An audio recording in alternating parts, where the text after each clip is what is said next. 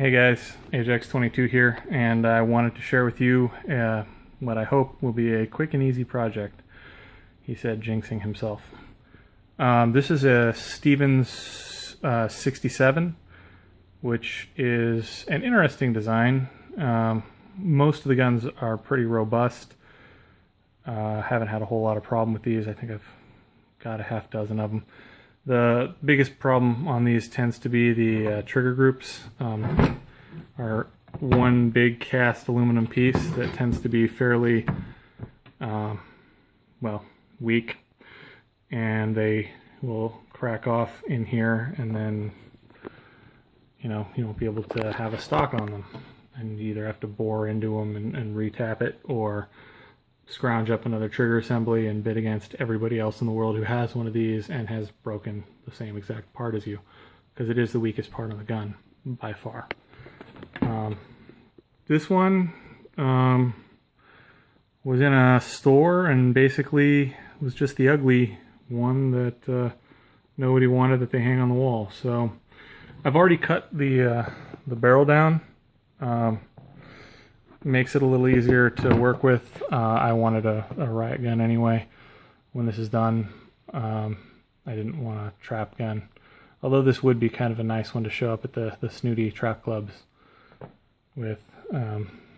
Just more useful to me when it's done. Easier to store. Fits on the place on the rack on the wall that I've got for it better.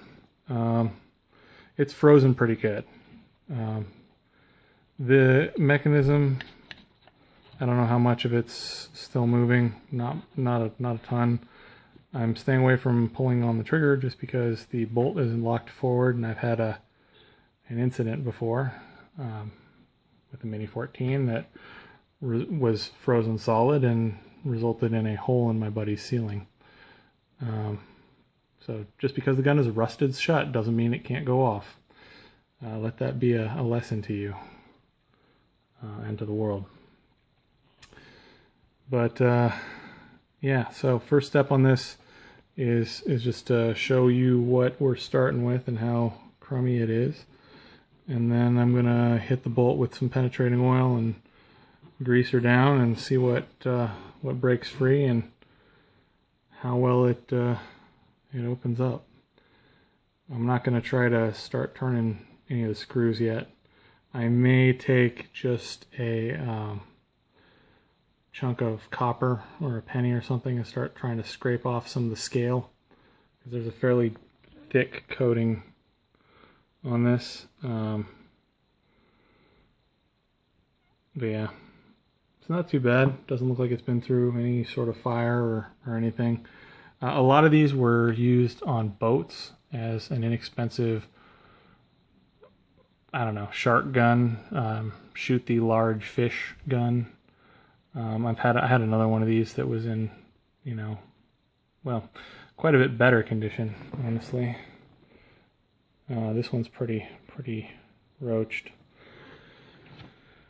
but it had a lot of surface corrosion as a result of being a boat gun. But they did a little better job on keeping it oiled. Yeah, there's not a whole lot to it. Just gonna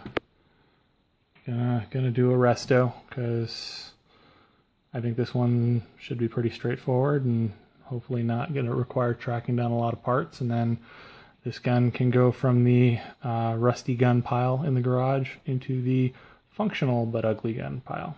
So yeah, gonna get on it. All right, have a good one.